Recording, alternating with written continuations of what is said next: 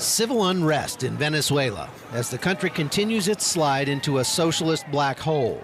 Low oil prices and rampant corruption combine to cause acute shortages of almost everything.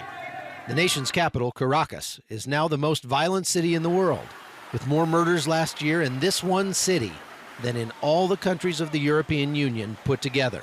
Reports are surfacing from around the country of people hunting dogs, cats, and pigeons for food, and demonstrations are cropping up to protest the harsh conditions. On the country's western border with Colombia sits Cúcuta, a city of 600,000. Almost a year ago, Venezuelan President Nicolás Maduro closed the border with Colombia after an attack by alleged Colombian paramilitaries. But the severe shortages are changing that. The people are defying the border closures en masse, with over 100,000 people crossing this bridge into Cúcuta in the space of one weekend.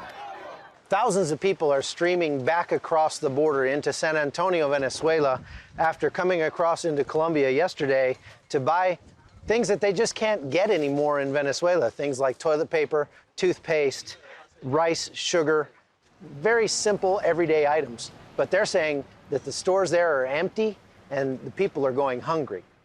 Raul Pineda had to skip meals in order to be able to feed his children. There's no medicine, very little food. The food the country produces isn't enough for everyone.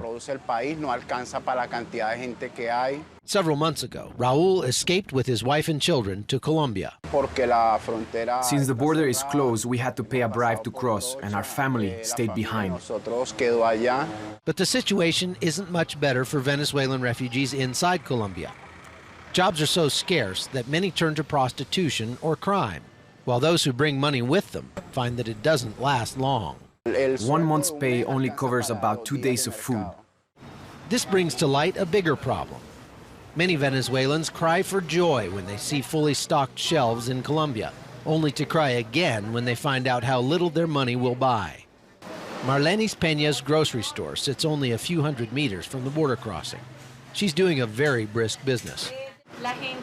The people really don't know how little their money will buy here, so they fill their carts, and when they come to the register, they find out they only have enough for the essentials. The money changers along the border say Venezuelan bolivars are nearly worthless. In 2012, they were worth about 25 cents apiece, but today, $1 US will buy almost 900 bolivars.